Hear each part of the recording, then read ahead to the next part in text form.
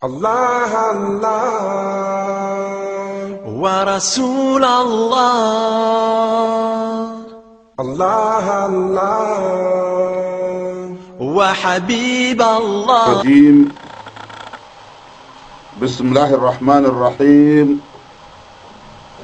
الحمد لله والصلاة والسلام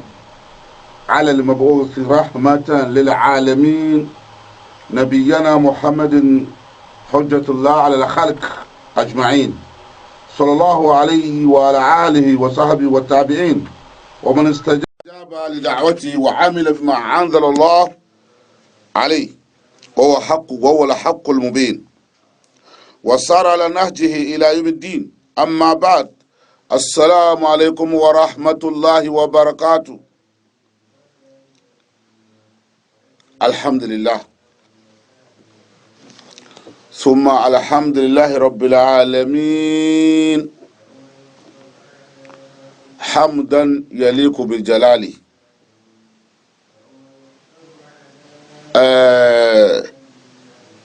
الحمد لله. Dunyo mota dunyo de dabata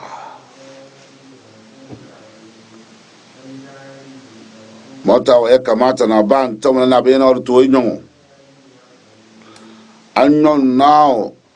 sorto ma lawal barka to da kida shaka puni da canta gbannon kwata cir kite tida ikula tida wasa mota wa kwadu burdi wa kwadu ko o wa to boy te ka kwana da burin da kwana ku de bito masha Allah oyo ata wasa mota tabare na mata lele wode tabare tabarna ode lembo ko tapana kiti tabare na odona uyo na oka tabare do waso ni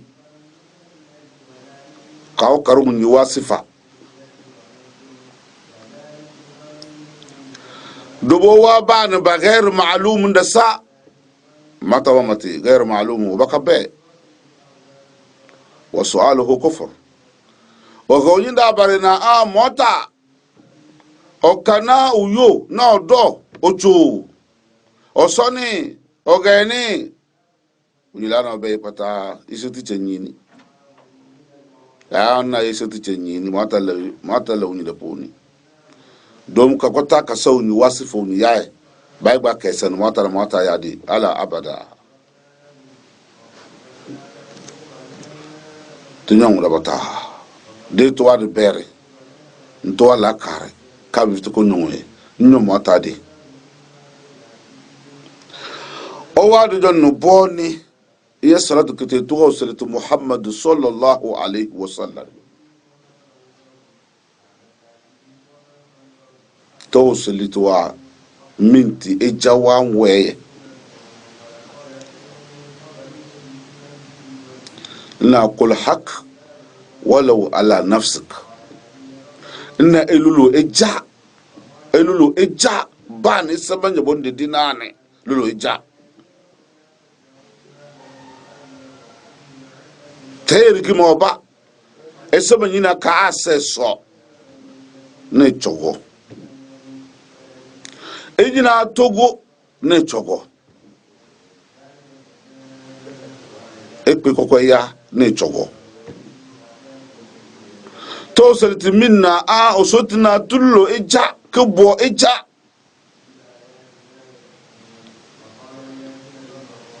asara tra kana radu islami kile ko checha ko no ni kira kaile da safala da samata wa botani mata wa ibad na sa ele ne jankanye ela Allah eje nyele ni ala be nwo eje kenye ameje wali nyana masa dalili subu alkiyama darre egbana si fen ko wol sina radio islamique enye ama gbana sifen kul sinaratu islamique to ki esaki ba mama to nyini do matibo do mi funga ija ka nyenene ni suka selana foija e palambo enyalla e pala ala foija e wona ka dunya pol sallallahu alaihi wasallam anabo sotija do ba mon foija e jade ile te salatu kitiw wono wa yale ba mu kakar kwataye no wa sahabim balagunu jihad fi sabilillah kbaduru ya kuyo boni kbaduru ya kuyo boni kbadi ni kilini se kboba mfe kgoro no boni kbadi ni kilini se salatu mfobubo nebe kwata bidi annu musalla wa isa wame sunna wanse anu salatu mfobubo hala mata kai badu noma kituyo wa alkiyama kitibo de daransa duko de daransa e jawadi nyare Allahu akbar de daran bawana yawm tubla sarair darra asiru an kabi citiye sekre wan kabi citiye isa alkiyama dare onyo banula SOP, SOJA, SOBOYA, SALFA, SOTITA, SOMINISRI. Baron Wema. So Limbinya. Allahu Akbar. Wala so Limbinya la. Ella Allah de Binya.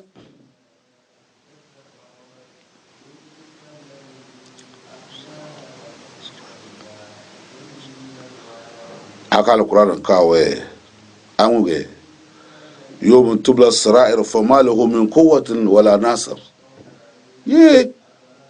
ilim kpogole ina dawa we darma da kpena mepwa da kpena mekpa arziki da kpena menyiri lori oh da kpena mekpa plan oba da kpena da kpena so asirika nyi diye ekpe asirika nyi kum oh meyedi no koko ne subhanallah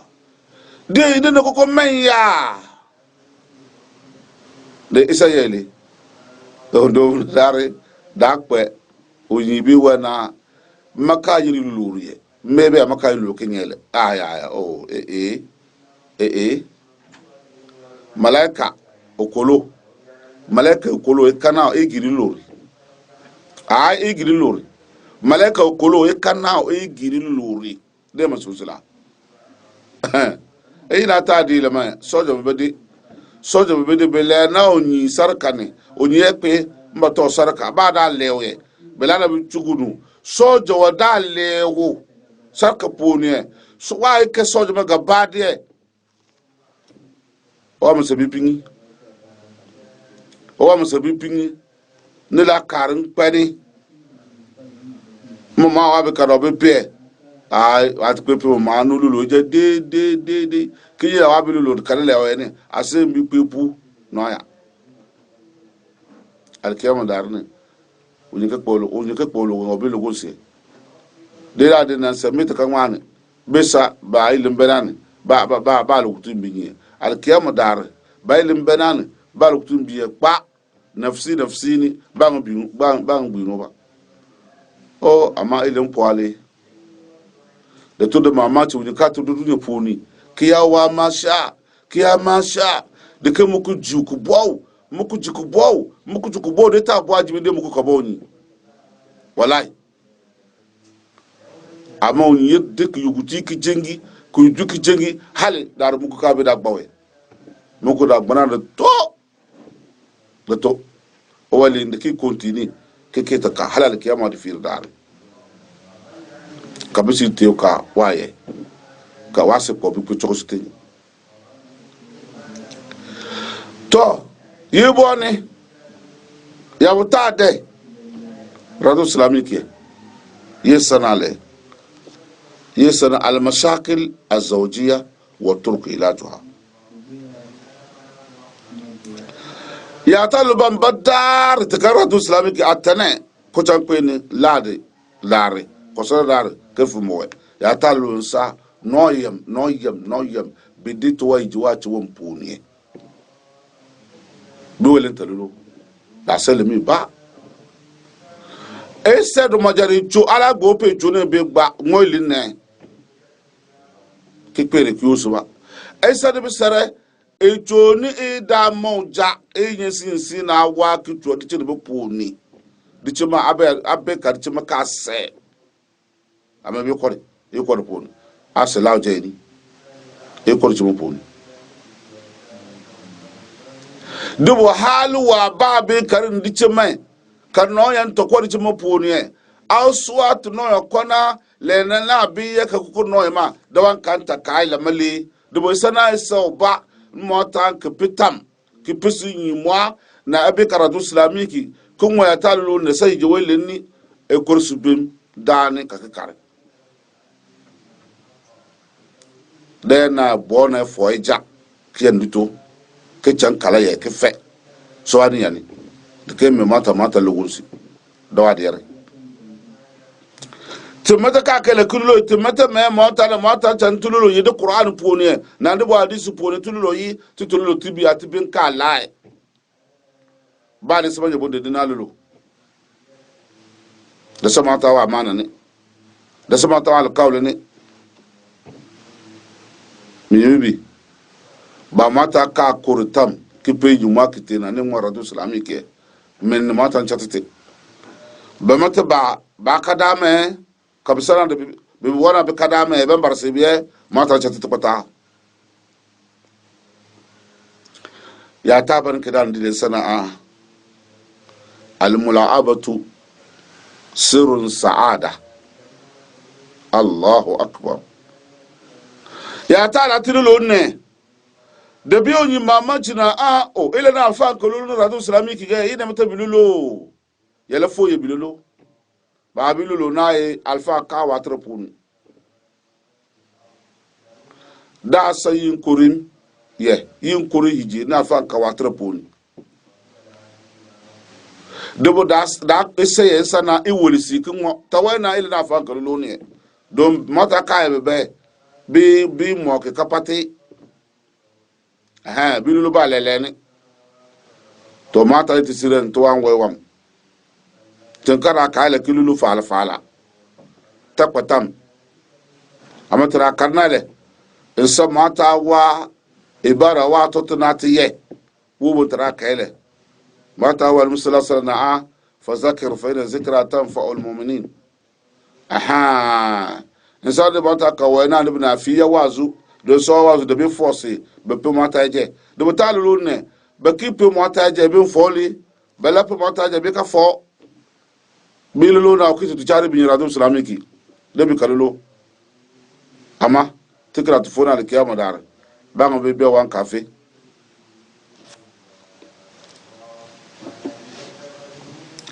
inna al mula'abatu sirrun as-sa'ada na yabobodi onyupe nunu jakaya hije da sabu ya hije fala na ojan pani opewadiu peo open pani ojawadiu peo kota petra be peta ebe kwadi yare ada sayibo elemi te kpobo mba ya hije yesala isa sunna do sana o jaka pana lafia te hije do balam sallallahu ka wana man istata'a minkum al-ba'a falyatazawwaj nimbeja wa pana yiko ajim wa yiko alafia wa yiko na odange hije la kota bilema be se le mite pe to adin poni e kwana iko na ipa opidi de kamata wa sonton no we kunya no ala fi koko no wa du furi wa tu futi wa bi fuye e kwana wa iko ama pa lafia akare tabo bobu krayo na ipotujo obije uye sa ujina odo kege uye sa ufe kukoroba ke kar ai ke pe o pasi di la ye pato adin pon iso chutane akora lafia se wo sa lafia dan de mata ipa lafia ipa lafia da sa pa lafia patio ipa lafia pa da sa lafia yere o da pa ama pe ko ifti chopi tagbadani bo isanga abi pa nu pe o wa son tok den ku chan pe ni no wa no we no wa kunye no wa ndofi no wa dress eke fitina e kai bope aka to ya ta boda tulu lo sanale batun bai na mula'aban sa akpati aba de openu da ciga yisa ilimi bani da bana ojambe da bana opembe yiwun ba wana a akpati ma osa enyuma obawa sekreni ne obakpa wala enyuma owa viponi ba mo bo enyuma owa dunya war karulpo ensana na de ni mawja kabiyana kaminum po ad karite kay enyuma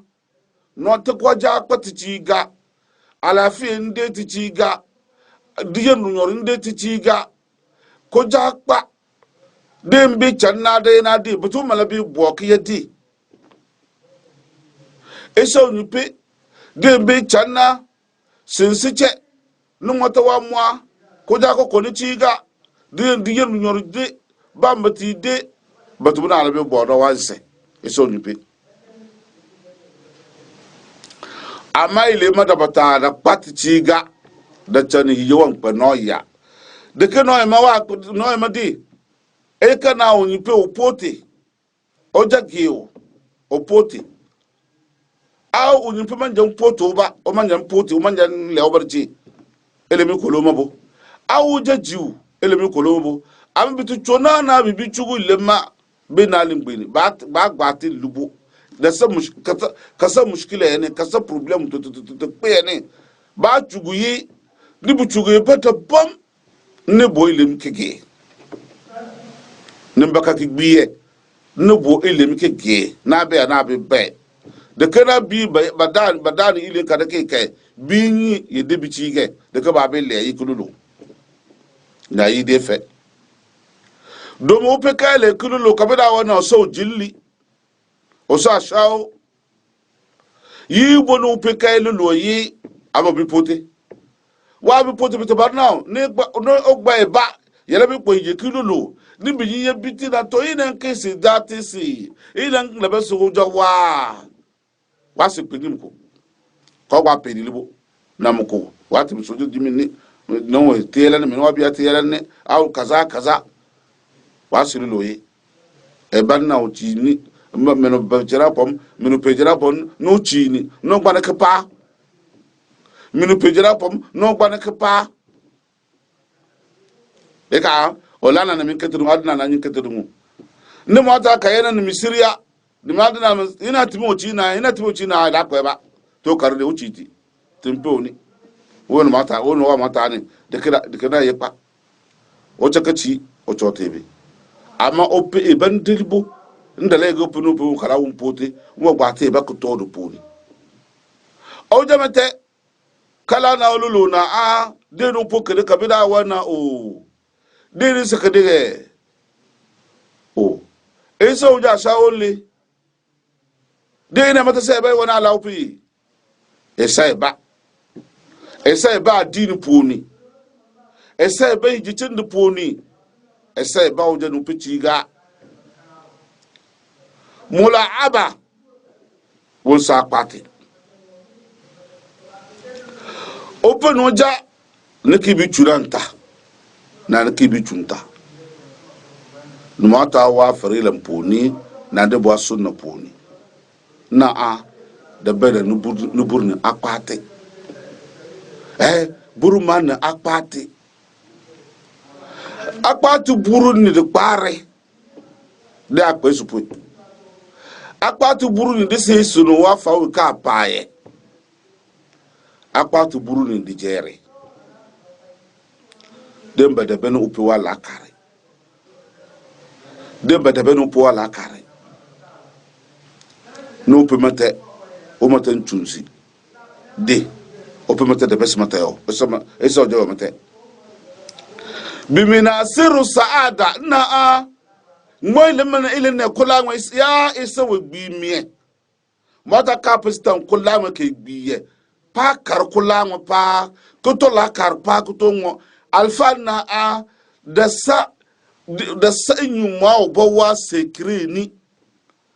eda kana di chedi ba do ba hije pemati wo to ti ko male bikra tuburi de pana bitiga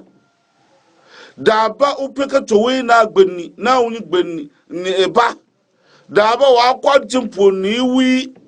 da ba wa sigi kinyendo obar karci pompor kacimpo ni da sar jiri bamba bu makele la so di dile ni bede ko la mana opeka kade da sar jiri bamba bu waka wala de unyi wona ojo da so wajo ojo ni oja ka ka okla wajo ko de fete no oja ka ka okla eka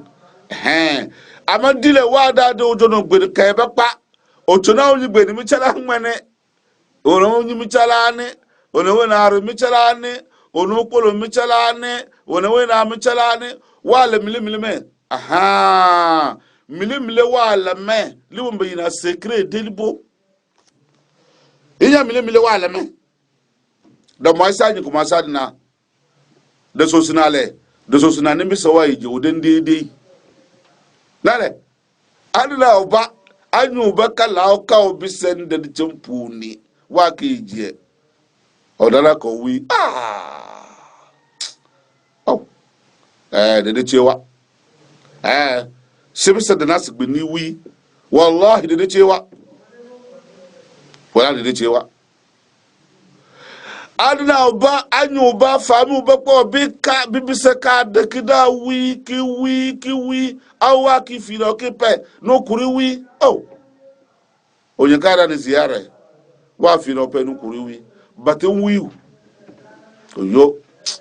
okete pa ebe po nile okpe fun okpe edi chimpuni no kuri wi to luboma de cheche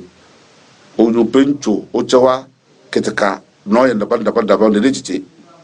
wallahi de kawale de onyo wina da kwade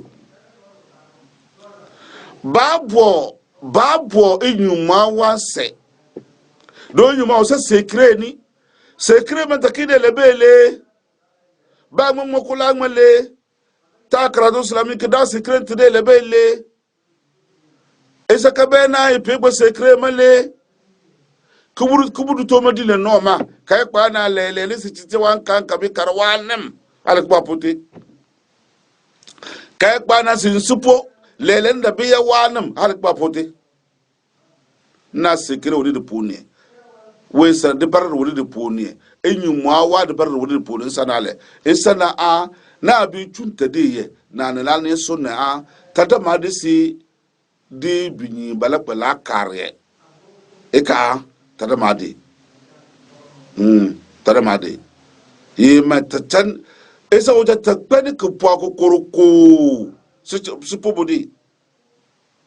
ai asa so oja so ar korme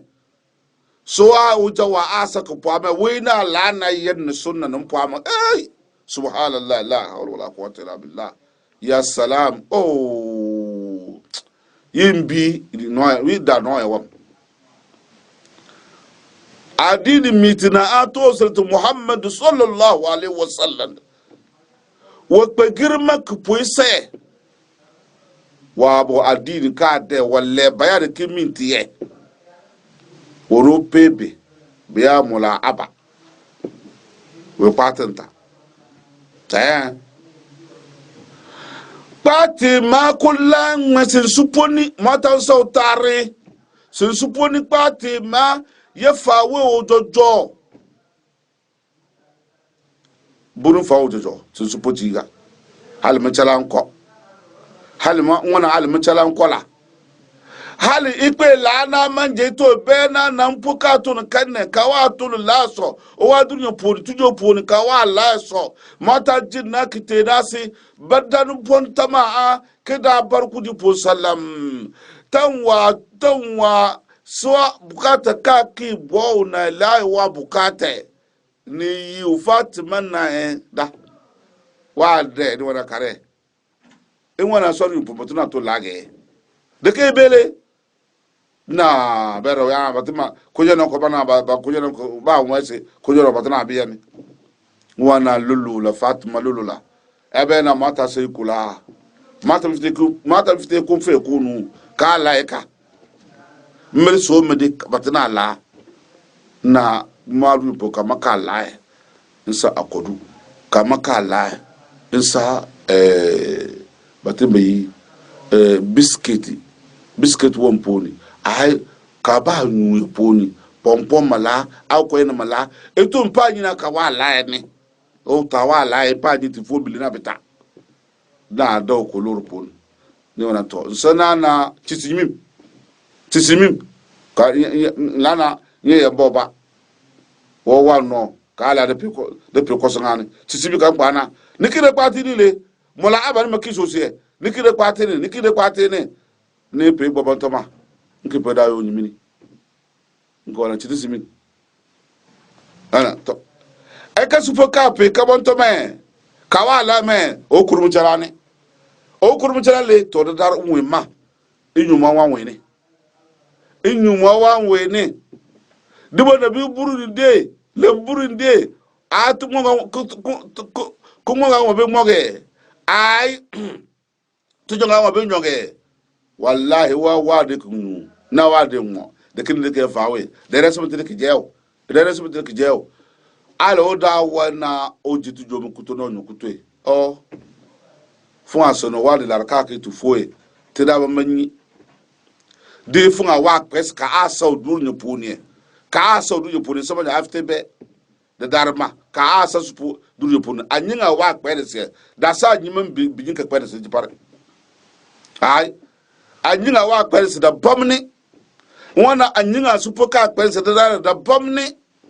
andunya pata cher oba pada wanyu bi kwase ka min sosi alada fo na la fo sunufe eya no sunna de kana da mwa enwa mwa bi pu mwa boni ejan telulu tele ele ejan di tilulu teja dira ko ta ka bi pete na da ko ta pete na sama ja kana supuwa akipeni owa dululu seno peni enwa deni kafe sojo wona dar nyi chepune sama supora ko son supuwa har kamba waidi le kutapo noy domi a songo polo ku filen kunye o do mwankio da chale o dilen kutapo wa fi bete wa be yese ka supora ko son noy دوا الفامنا لذة الملاعبة تفوق لذة الجماع الله أكبر نا أيكا أقباتوا موا أقباتوا نيبوبي نوجان باتي كودي بوني نوان روفي أقبابو نبي كارك باتي أنوان روفي نبي باتي na ke breka ni ba mabile ke pia batala no pe ma batala wana pe ma batala la obanto chuti ke sala mambo na bura kwati na kwatma tafuko lazzat jima na dopo sunna wamwa Allahu akbar kabara babe wana alfa be ke fina ku tan ko juna bo atima bito be parado salabin kutulo fala de be bakallo de be bakallo mata wa bini be ba de be kallo domin telana binin bena ya wame da bata da futi amma tanka gbi tanka mane tululu ejani taki fono mata gon frenchiama ba mo be ka wan cafe alfa wena a akpatu nyupinu jankpati hal no mokun tuntala no mokun tunta da sa haram funga esenje ka nyina a esenje ka nyina ele majena mpo o da sa akpati je olubo domi ijewa nyumwa adin lawe adin ele na adin kabare adin kabar ile mi ba domi yakota bi dur ye pone mata ki yekuyoge mo sele kimina tosir muhammad sallallahu alaihi wasallam na de kele kiminti ya yane da samata bune bare ina a eka akpatima dawa la kar sonde dawa bin wa de sonde dokpo onyuja no pon katin da sana ye biye sunan da sana ye na dawa ku proson poye de ke da sa yambo bane de la roi diunda sa de la roi diunda sa yimbe chane onyuja mbe na nkope yimbe chane ope mbe na nkoja ndofi sunafi ba ngam minu wadu bere onyuja emil supo da wadu bere na elaw eso nyina sa daba supo mete ope mete minu jadan lasi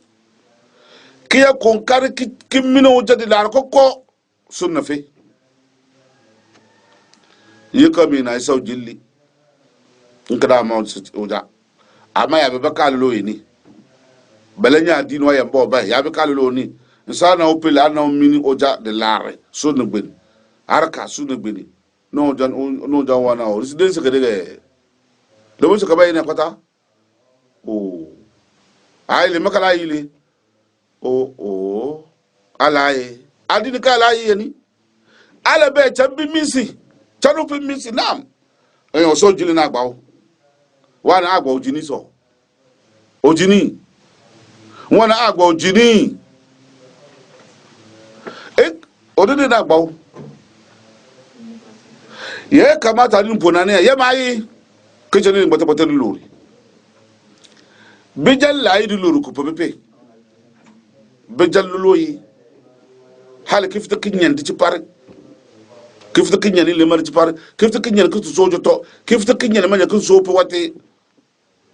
mepo makabe ya mepo kasele ay makabe ya wase ba ntamula ti tunan do fi da tu jono ele yere ya mo yala o yar ka mebru war ka mapo akawni ya wakadi mamati ya baya sana ayere de baya sana ayade de boy tumwa no yan sana a no yo de ntimi yan sana a ti ya hijire kete be yede hijici yede de pone ta bod ber ba o yi ka pe fikia wa yere ala da fo na no bope no bope de to wa ji ber pon no wa be kar kun alfa wan we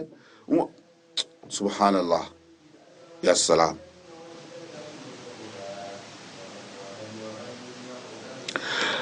alfa na a fala taj'al lahzatan jima sa'atun alam wa azab la hawla wala quwwata illa billah al-azim oh bebawa toni oh ama ya bebawa tu won da mo ali da mo adu mori oh bepi beda za puni inna alfa sotina tagbatan wa sin supuka bi kata tam ojojo inyuma wa tam oyo albarka wa tam ibada wa tam tagba ka na azaba no ya تبغى كبر دي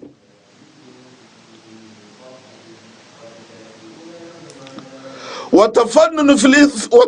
في إثارة وتفنن في إثارة زوجتك بنظراتك النائسة ولمساتك ساحرة. وإذا كانت طيور ولا حيوانات تدائب وتلائب فلا يليق بالإنسان أن يكون جامدا أو ميكون كركو بوني لنا تفتان كبنتي إن تغبطن واسن سوبو كاب متوا موي البركة واتم إني واتم دلار واتم إباد متوا إباد واتم تبوك بنا زابا ويو تبوك بنا زابا do wata nisa kala na sambari supo ilemi ba ilema da bi can supo la karin fi ilema da bi can supo wi da to egwa baro ya da to supo kuri wi de konyama konyomi pe yamne wana konyama da be ya ne supo ki de wi so ai da wata nisa ka bo supo ne ba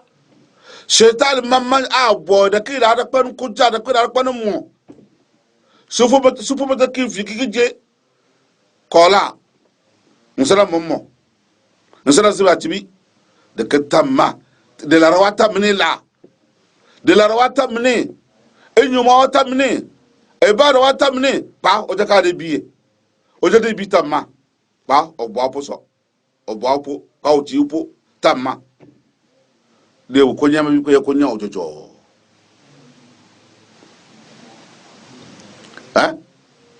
ai alolon supo ba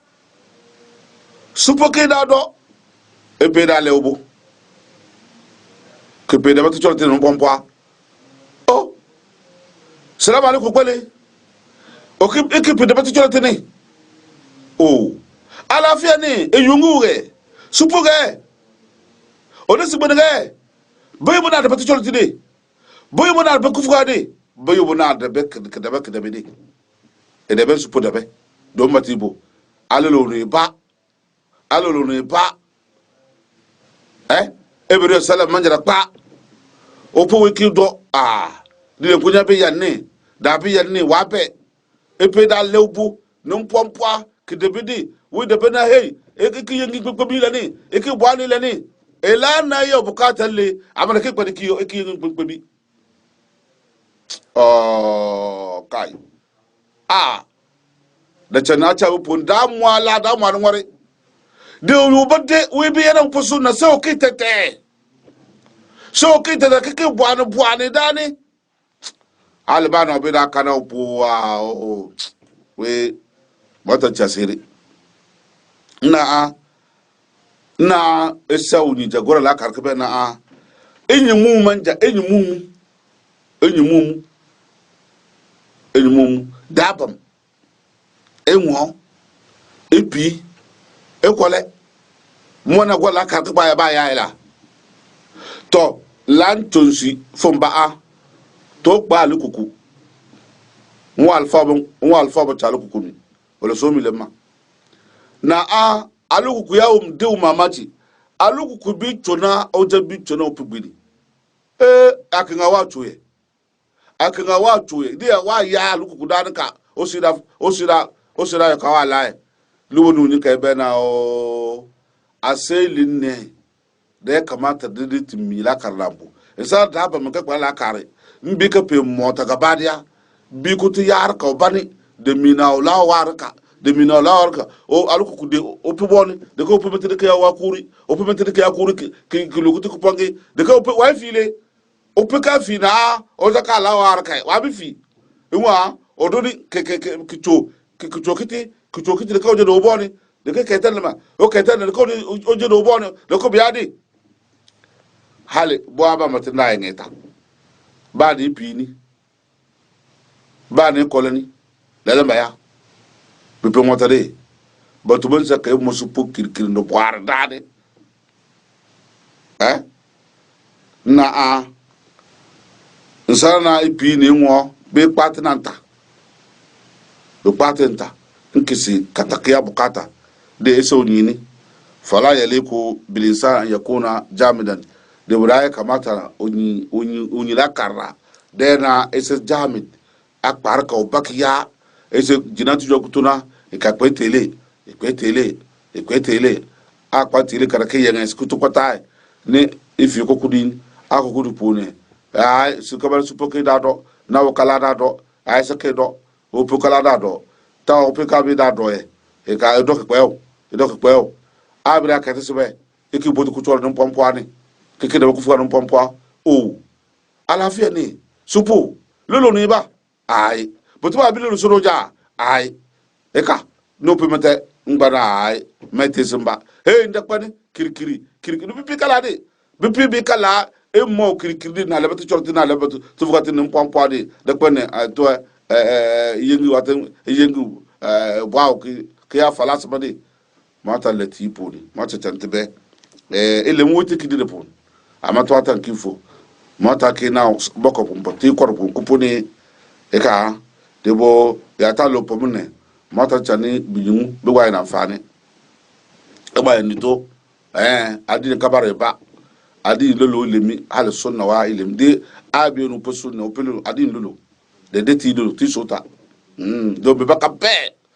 ne ba la be mata bi siria bala be ti min bi be kay jewon kore de dile jewam ka de yer ne timbe yede de puni wa mata jatbe nyeta mana mata njal barka to puni boy jewon didi mata njal barka robo boy jewon de noye mata kor ki tebi be mata chobi da yije mata chabe be ka be se yije mata kena teda bo arkauba tini emoja bomu ka bala gwa piye bika timi bilisi ya rasa ojigbero pe ya rasa timbisa absalamata teda kare timi bilisi yiche no por kasa ka so ko do be kota ba be ya ba ya yiche no por mi so ko yibo no yan ka de yiwa a chiwo mpuni ni adana anyim da bata bi ko so bo bia funga ba pe o pe ko ja ba mo wala kare ya ruto de ikaya ba de ben adina nso jo kwa de wa ba no bise opo de ben anyim ten so bise ya wa be kare ni ochoe ya be kare no oche mata tantebe elema te boy dog bate to wo pe sheikh mala yolo mata frale khairi mata paw kiteti mata logun mata pomcin chunga de kana mate to do to alfa mate woto bada ka kaya wazu elema ba tamole de ketu mate te ko do mate be yiniti ba tamole ko do te mate to dobe ba to do mata ferba mal khairi mata na rashal di elen te biure sana bo be yinane 90 30 19 97 90 90 30 19 97 obebi kona kina kibarna ba ka ko do alfa mi inshallah tulusini inshallah tulusini alhamdulillah